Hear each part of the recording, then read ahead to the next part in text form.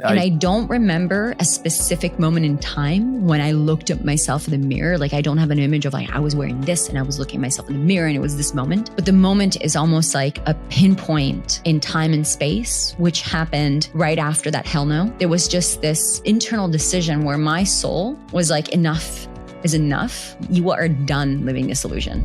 All the events in the universe lined up in that moment for me to come to that aha moment, and everything made sense. Everything, all of those tiny little moments, every conversation that you and I, Ralph, were having, and I was having with friends, and all the networking, and the reason why I was saving money, it all went like boom. And I was like, oh, that's what I'm meant to be doing. So the next question was, okay, how do I pull this off? Welcome to It's Not What You Think, the podcast that takes you on a transformative journey to rewrite your story of greatness and reawaken your soul's purpose. I'm your host, Celinne Da Costa, a subconscious mind expert, master coach, and believer in the limitless power and magic that lives within all of us. My intention in this podcast is to propel you into your next level of success so that you are free to create the life that your heart most desires. Through deep, actionable insights, personal stories, and world-class guests, I'll provide you with the tools, strategies, and resources you need to unlock the fullest expression of who you're meant to be in this lifetime so that you can consciously design a reality that is beyond what you could have ever dreamed of. Join me on this journey to personal growth and evolution, and let's live our lives in accordance with our highest soul's calling. This podcast is your weekly check-in to help this path become more simple, obtainable, and fun. Thank you for tuning in today. And now let's dive in. I knew the part that we worked on in the jam, in the cellar, in the dungeon, because it was literally in the basement, the gym, and there was no windows. It was just in the darkness down there. And I knew that part of the story, but this part of the story that you shared, there's a lot of things that came to my mind. Like when you share this story with me, I can see the entire experience unfolding. And there are some parallels, which I'm curious about. So you mentioned that you met your father at the age of 14. This transition started in 2014. The average age in Cambodia was 21. And it's fascinating listening to your story, how when you were in the Nomad's Oasis, the way you wrote about the places that you would go, it sounded like there was an intuitive gift of absorbing the energy in the environment and translating it into words. So here in New York, the mind was a bit scratchy all over the place. Then that moving on to Italy and feeling the sensuality, the beauty of it, like big, very amazing, sexy experience. And then going on to Cambodia and feeling the energy in that place with these kids and all that. Then your grandfather passing away, may he rest in peace. And then coming back to New York. It sounds to me like that point where you came back to New York was the point where the turning point went from absorbing the energy in the environment to expressing the energy and influencing the environment. It was no longer about, okay, I'm absorbing this and I'm here. It was more like I'm here and now I can influence what's out there. So no, I'm not going to take pictures of your cheap looking plates, and like they say, two things cannot occupy the same space. Two realities cannot occupy the same space. Two energies cannot occupy the same space. So it makes sense that at this point, there would be a destruction of the old you, a destruction of your old desires, like the promotion. And from there came the creation, the creation and stepping into that role of being a creator in your life. And I'm curious, what happened next? Once you were no longer absorbing the environment, but instead influencing your reality, what happened next? I made a decision. And I remember that in our conversations in the dungeon, in the gym basement that we were working out on. You were a very, very supportive mirror and bouncing board. So thank you so much for that, for me to be able to process this decision, right? But what I want to preface is that the decision came first. It was this drop, right? And I don't remember a specific moment in time when I looked at myself in the mirror. Like, I don't have an image of like, I was wearing this and I was looking at myself in the mirror and it was this moment. But the moment is almost like a pinpoint in time and space, which happened right after that hell no.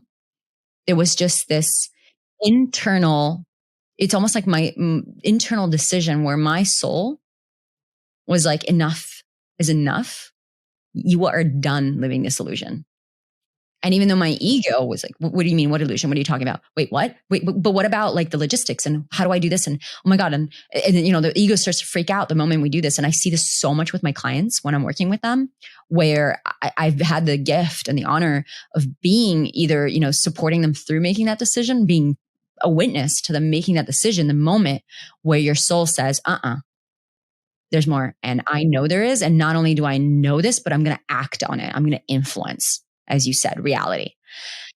And the ego doesn't know what the hell you're talking about. And like, how am I going to do this? And there's this entire logical narrative that just starts to pop and starts to interfere for most of us until we learn how to mitigate and manage that narrative. There's a huge narrative that starts to interfere the moment we make a decision to change our lives or to evolve in a really big way. And that decision was just, I'm going to change my life. And I know, not only do I know that there's more, but I'm going to go figure out what that more is. Actually going to not just sit here and contemplate it and just be content with just scratching the veil and seeing glimpses of the veil. I'm going to go find where that veil is and I'm going to rip that shit apart. Like, nope, I want all the light. And so that moment just really catalyzed this, oh my gosh, okay, what's happening next? And I remember I'm going to change my life. And that is when the conversation starts. And this is also where the value of having a coach and having mentorship or having trusted people that you can talk to is, because I, thank God, did not have to, deconstruct that narrative on my own, in my own head, because that would have probably driven me crazy. I remember talking to you, being like, okay, I don't like my job. Do I need to apply to another job? Yeah, you know what? I'm going to apply to another job. And then I would go home and I would look at LinkedIn and be like, okay, what else is out there? And then thinking to myself, okay, I'm just seeing all these jobs, but I'd still be in New York. I don't want to be in New York. And then having a conversation about it with you, with my friends, or meeting somebody who's like, oh, I'm working in London. How's working in London? Oh, I work in Amsterdam. Oh, really? Can you tell me more about what life is like in Amsterdam? And because the decision was made and my mind cracked open to the possibility that I could follow another path, my subconscious, or, whatever you want to call it, I refer to it as a subconscious, the universe, God, the quantum field. There's something out there that is beyond our conscious mind that starts to reorganize itself the moment that you, as the creator of your reality, say, I want to see something else. I want to experience something else. And that's exactly what happened. I started to meet people that were working in advertising abroad. And then because that was in my consciousness, my conscious awareness, I started to ask the right questions. Well, how is it? Do you like it? Do you not like it? Ooh, geez, it sounds like me working in advertising in another country is the same freaking story. And then it's not just about conversations, because you also need to have embodied experience. So I remember I started to apply first to advertising jobs in other countries and having interviews and having final rounds with potential companies abroad. Then I started saying, well, I don't know if advertising is really going to satisfy me. So I'm going to go and look at the tech industry. And I remember I was flown out to Dublin to interview for final rounds with Facebook and Google. So I was, again, chasing the notorious companies, chasing the brand names, and being like, oh, well, if I work at Google, and there's free food and there's all these perks, surely I'm going to be happier. And then I go to Dublin and think to myself, God, this place is cloudy. I'm so sorry for all my Irish friends. I actually love Dublin, but I couldn't live there. I'm like, there's no sun. I'm Italian. I'm born and raised in Rome, one of the sunniest cities on the planet. You can't stick me in here. And so remembering, okay, so then if I move to Dublin, then I would need to compromise on my environment. And just the recurring theme is, if I do this job, I need to compromise on this. If I do this, I need to compromise on this. And thinking to myself, I don't want to compromise. No, like that's not the vibe I'm going for right now. That's not why I'm putting in all this effort. So I just kept going to back to the drawing board. But every time I went back to the drawing board, it was not from a space of, oh man, I'm screwed. I'm just stuck in New York City. And that's where I also see a lot of people, people I've worked with, or people that, I wish would get a coach, like just being stuck in this loop of, well, I tried everything and it's not working. So screw it. Like I'm just nailed to my situation. I'm just condemned to live like the life the way it was given to me, which is victim consciousness. And so I was not playing that game. I said, nuh-uh, there's a solution. So back to the drawing board. All right. It's not this job. All right. It's not this country. It's not this job in this country. So what is it? And as I was collecting data, going about, and this was just to give you the timeline. When I made that decision, it was September 2015. And then in October is when I was told that I needed to wait for my promotion. And then October 21st is my birthday. So the day before was when I was broken up with. And obviously, still dealing with the repercussions of my grandfather's death. So all of this crumbling was happening around this time. And so I was thinking to myself, I'm just going to keep going. Okay. And then having these conversations with my friends, continuing to ideate. And I remember talking to you like, okay, well, what if I just really want to travel? So what can I do? Should I take time off? And then I remember, I'm very driven and I'm very ambitious. And the thought of giving up my career, like dropping it like a hot potato to backpack around the world was not sitting well. It was not digesting well, because I thought to myself, I don't want to just give up my entire career. I'm just getting started. And I like my work. I like the aspects of my work of meeting people and coming up with strategy and branding. I really enjoy this. I just don't know how I'm doing it. So it was this constant, how do I solve this? If I can't do this, what can I do? What sits well with me? And after very iteration and aeration of experimenting, having conversations with people, I had this knowing that I need to save up money. This whole time I had this intuitive feeling. So I was taking on side gigs. And also I wanted to experiment with different kinds of things I would like. So I was doing consulting for a future trends company. And I was able to start saving money because I knew whatever it is I decide to do, it's going to be different. I'm going to need some money. I just knew it intuitively. I need to start saving up. And the number that came to my mind's eye was $10,000. So let me just save up. And then by the time I figure out what I'm doing, I'm going to at least have a pocket of money to do it with. So there was planning. There was experimenting. I was very much a scientist of my own life. And in the meantime, as I was doing this, I remember that I was still traveling in the country. So I was taking the weekend to go to there was this actually one time where I was supposed to go to San Diego with my ex. And because we had broken up, I had a ticket to San Diego, but I didn't have a place to stay and he was going to take care of it. And he had a much higher paying job. So I was like, shit, what do I do? Because I still want to go to San Diego, but I can't really afford to put myself up in a hotel. And I remember asking friends of friends. And I asked a friend who had a friend and her sister was in San Diego. And I got connected to this woman and I was like, can I sleep on your couch for 3 days? And she said, no problem. Come on in. And I went to San Diego. She picked me up from the airport. And the moment I met this woman, we headed off like a house on fire. It was just, we were talking to each other and she was going through a breakup too. We were going through a very similar situation and we were just inseparable that entire weekend. Synchronicity after synchronicity. I remember leaving being like, wow, that was so cool. I just stayed in the home of a stranger in San Diego. And it was the best time. And I enjoyed myself so much. And it was so much better than it could have ever been if I just had a list of 5 tourist places to head up. Being with someone else and sharing an experience with someone who lived there was so special. So that started to plant the seed of my trip that I'm sure you're going to get into next, Ralph. And so, yeah, it was that. And I remember the thing that the straw that broke the camel's back was when I was having dinner with one of my best friends, Natalie, in New York. And it was cold. So it must have been around February. It was snowing outside.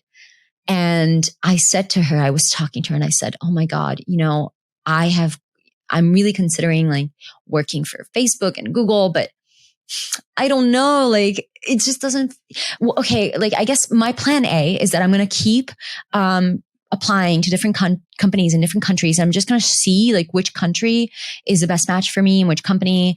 I'm just going to keep getting interviewed until I figure it out. And then I made a joke.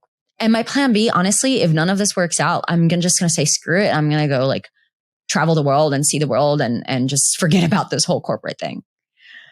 And she looks at me deadpan and she has these striking blue eyes. And she just locks me in with her eyes. And she says, Celine, I think your plan B is your plan A. And boom, the penny dropped, like boom, another reconfiguration. All the events in the universe lined up in that moment for me to come to that aha moment, and everything made sense. Everything. Why I had met Leon 6 months prior, and he had opened my mind about quitting corporate and traveling the world and doing an experiment around the world, traveling with people's kindness, like that, and the Cambodia trip and my grandfather's death and why I didn't get the promotion and why I was going to be moving out of my apartment in April without knowing where I was going to live next. All of those tiny little moments, every conversation that you and I, Ralph, were having, and I was having with friends, and all the networking, and the reason why I was saving money, it all went like boom. And I was like, oh, that's what I'm meant to be doing. So the next question was, okay, how do I pull this off? Wow, that's powerful. And then what happened? And then what happened is I got to it. I started to dream. I gave myself permission to dream. And, it's funny because there's so many things that I've learned about this period of my life that I now bring into my work with clients, which is so many times I'm sitting with a client. It's like, well, I know there's so much more to life, and I want to create this kind of money, and I want to have this kind of job and this lifestyle. And then I sit with them and I say, well, what do you really want? What does it look like? And there's this wide-eye look, like the look of a child that comes through so many people's faces. And it's like this, wait, so I'm allowed to talk about this? What do you mean? You want me to tell you about that beautiful house in front of the ocean that I want to build someday? Like, is this permitted? Do I have the permission to dream about this instead of suppressing it in my subconscious because no one's ever asked about it, and I haven't allowed myself to believe it's possible. So I just keep it squeezed deep down, but I know it's what I truly, truly want. It was this feeling of, what do I truly, truly want? And it came down to three things. I want to meet people. I want to travel and experience the world, and I want to write. And then I asked myself, what if I could build a life around these three things and see what happens? Can I do that? And from there came a eureka moment, like, eureka. What if I travel the world, but so that I'm not, backpacking aimlessly, getting lost around the world. And there's nothing wrong with that. It just wasn't for me. It wasn't sitting well with me. What if I turn it into a social experiment where I challenge myself to circumnavigate the globe from New York back to New York by sleeping in the homes of people, like couch surfing, but not using the website, not using couchsurfing.com. I'm not even registered on that website. Never have been. But actually, literally sleeping in the homes of people and seeing, like, if the kindness of, like, would people host me? If I asked, like, if I told them I was dreaming of a different life, of a better life, and I'm trying to wing it, I'm trying to figure out would they welcome me into their homes? Can I do this? Can I actually circumnavigate the globe by couch surfing through my social network, using the power of human connection? Because in that moment of my life, I wanted to believe in humanity again. As you know, like, and we can talk about this as well. I'm happy to share. Like, I had a lot of relational trauma in my childhood.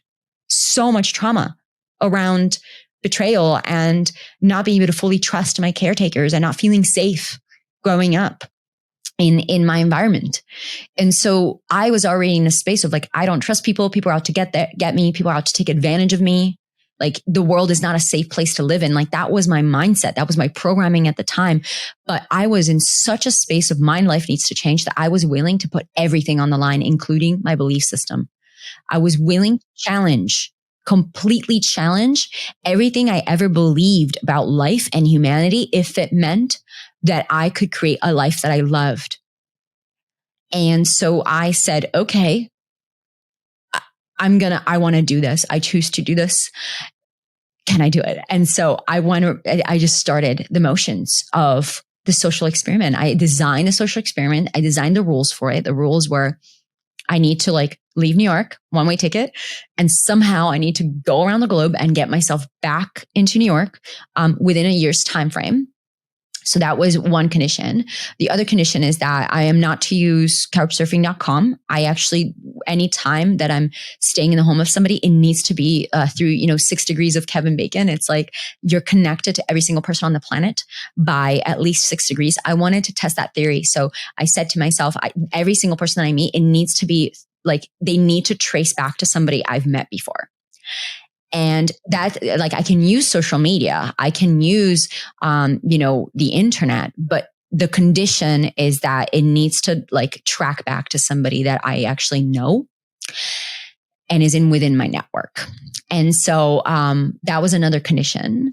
And then the other was that I'm going to document all of it. I'm going to share my stories to the public, with the public in the Nomads Oasis at the time, which later became my Instagram, my social media channels. And little did I know, it also became Forbes. And that happened before I left, because I remember I was talking to so many people, and there was this one woman who I freelanced for. I did a side job as I was raising money, I freelanced for her. And so we were in connection and we had a great relationship. And I remember I said to her, I texted her, and about 2 months after I freelanced for her, and I said, hey, I need to talk to you. And I'm on the phone and I'm walking. It was spring. It was April. And I remember because I was walking through the West Village, and there's those pink cherry blossoms, those beautiful, beautiful trees. And I was walking through that. I'm on the phone with her, and I was like, "Oh my God, you won't believe this." I decided that I'm just gonna toss the whole I'm gonna apply for another job thing, and I'm gonna go do the social experiment. I'm gonna circumnavigate around the world, sleeping in the homes of strangers, people that I know, like whatever, like anyone who's connected to my network. And I'm going to meet people, I'm going to travel, and I'm going to write. And that's what I'm going to do. And I don't know where it's going to take me. I don't know how I'm going to make money. I don't know what my job is going to be. I don't know who I'm going to be on the other side. I just know this is what I need to do. And she's like, she pauses and she's on the phone with me and she says, oh my God, Celinne, I was just hired as the director woman at Forbes. And we are actually building up we need columnists, and I want you to be one of them. And I want you to document this entire journey on Forbes. And I was like, wow. What? Are you out of your mind? Me? Seriously? Really? Me? And I was just like, you gotta be kidding me. I can't do this. And I remember her being like, I mean, you know how to write. You're blogging. You've been blogging. You just need to do that. And there's a few conditions, of course, but you just need to transfer that into Forbes. And May of 2016, you could still find this online. There's a Forbes article, Why I Quit My Job to Couch Surf the World. And so not only did I initiate this life transformational journey, but I announced it to the world on Forbes, and I shared like what I was doing and why I was doing it, which was I'm going to travel around the world and I want to see if humanity will literally sponsor my dreams. Like I want to witness if this is possible for me to put myself out there, jump, and will the net appear? Let's see. And June 16th, 2016, I left New York City with a one-way ticket back to Italy intentionally, my home country, my country of birth, because I wanted to start where it all began. Wow, that's powerful. I remember at the time when this was happening, I remember, little vaguely, but I remember One of the things I noticed that had changed for you at the time was your language and the way you spoke about yourself, your experiences. That was one of the very first things that stood out to me, because your questions changed.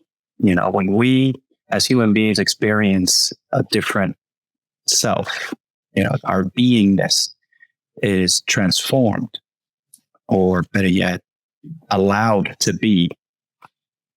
We ask different questions.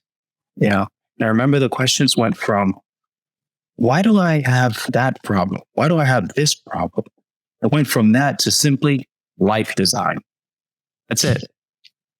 It was just designing my life. It went from where am I coming from to how do I decorate my life? And I remember sitting there. I think we were having taco that day before you flew out. And I was just sitting there thinking to myself, wow, that's interesting. So now that we're here today, at the point of your story where you went back home on this, and we're here on this podcast, bringing it all the way back to the beginnings of all of this. Tell us, what is it? What happens when we go from what's back there to simply designing how we live?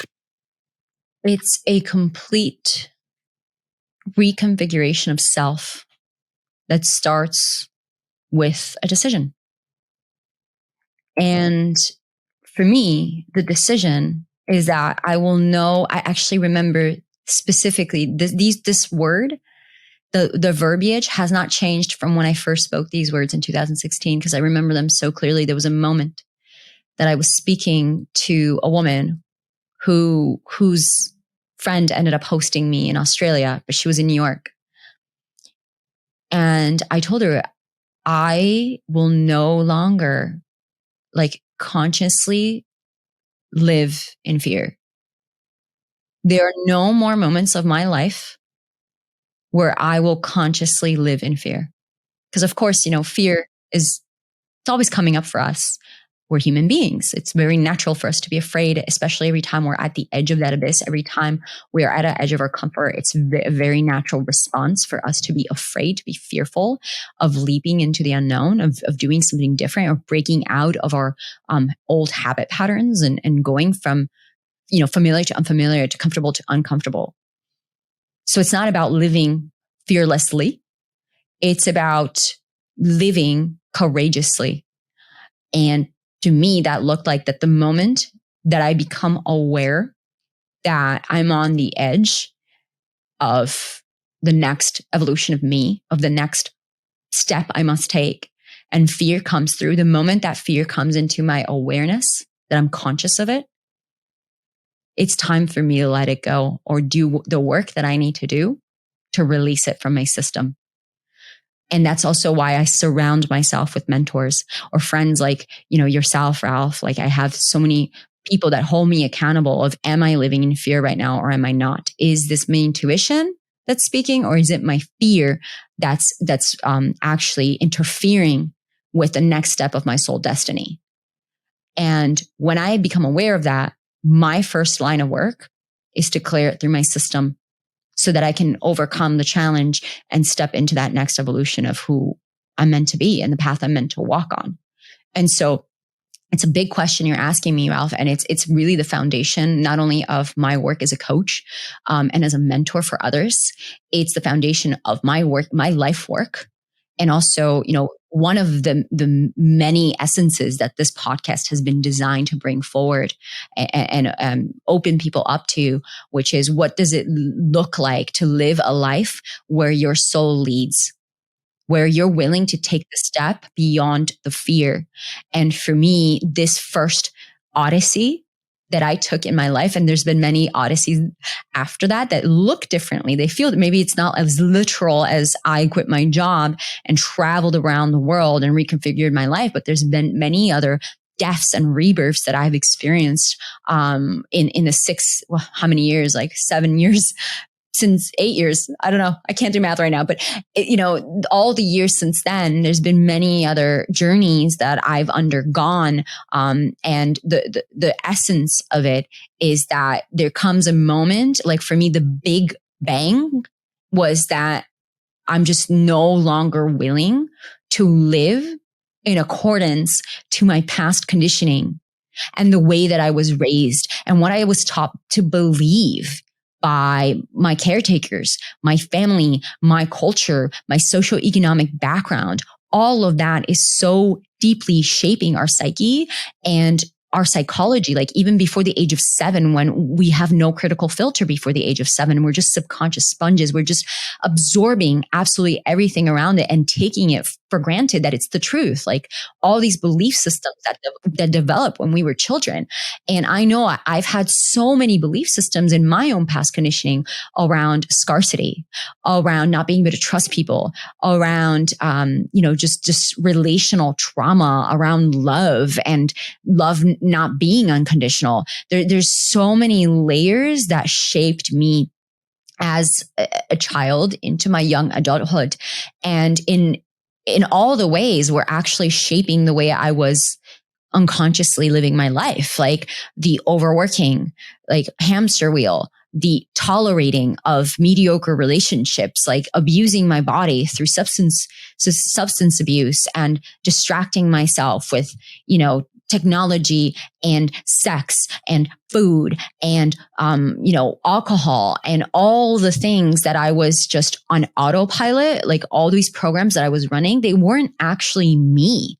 It wasn't what I wanted. It wasn't who I was in my essence. It was just all these programs and belief systems that were installed that needed to be, number one, identified, like, this is not part of the original hardware. Like this software is not, like, there's a bug here. This is not your natural software. This is conditioning. These are bugs. They're viruses. There's things that they don't actually belong. Right. And when I saw that, I realized, oh my Lordy, I am living completely as just a product of my past. My choices aren't actually my choices. They are me reacting to life based on what I've been taught to believe life is supposed to be. Based on the belief systems that I have, I am now shaping my reality around those belief systems. But the thing is, and this is really actually the premise of this podcast as well, is that when you start to question your old belief systems and your conditioning, and you start running it against the filter of what you really want in your heart, like what is your soul essence, you start to see that there's a lot of things that you might be engaging in your life or believing that don't actually serve your highest good, don't actually serve. And when I say highest good, what I mean is what it is, that lifestyle, that way of being, that way of walking in the world that truly like fills your heart with joy, fulfillment, and just like connection and love. Because if love is the source vibration, love is the point of origin, love is source. And we call it, some of us call it God, we call it the universe. It has but millions of names, if not more. But it's this feeling that we all strive to get back to, which is that source of love, of unconditional love that we all come from and we're all going to return to. And anything that isn't that is our separation from it. And so when we look at, okay, what's causing the separation? The number one culprit is our belief systems. It's what we're subscribing to on a mental paradigm, what it is that we're choosing, unconsciously choosing to believe. And the moment we become conscious of these unconscious choices that we've made in the past, we can do something about them. We can change them. And that's what life design really is about. This is what, that shift you saw in me in 2015 was this breaking point and this awakening that, wait a minute, I have been living my life in accordance to the past and all these assumptions that I just took for granted, all these belief systems that I took for granted, everything that I think is true. But what if it's not what I think? What if I'm wrong? What if I'm pleasantly wrong? And what if it's not what I think? And if I drop what I think, there's something bigger that can be revealed to me. There is space for something bigger to come along. And what if I drop from what I think to what I feel and come into deeper relation to my heart and the love that exists in my heart? If I do that, is it possible that I can be guided into something more? Is it possible that I can be guided into the path that is truly for me if I start to listen to who I am and that little voice that comes up in between? Na, na, na, na, na, na, na, na, na, na. Na, na, na, na, na, na, na, na, na, na.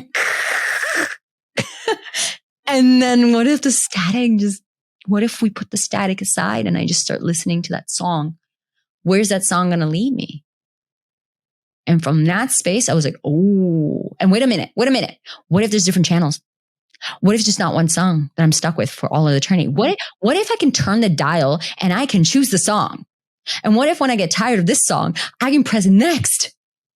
What if it's not about, my life isn't about just avoiding, like being frustrated by the static, but it's about finding the space where the static stops and me choosing the music begins. What if?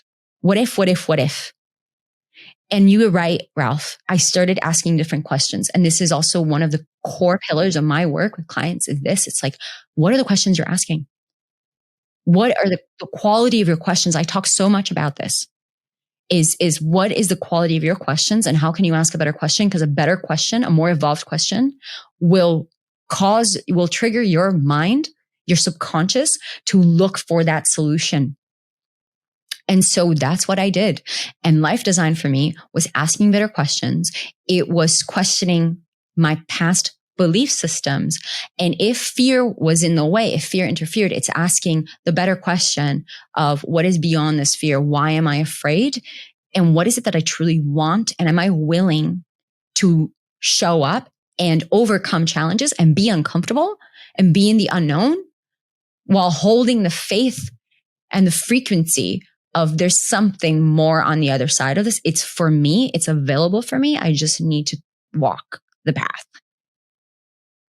And it's really important to understand that this journey begins, but you gotta look at the shadowlands and you gotta look at your past and you need to be aware of the ways that you're being unconsciously informed so you can make the conscious decision to not subscribe to what you were unconsciously subscribing anymore, moving now into the future.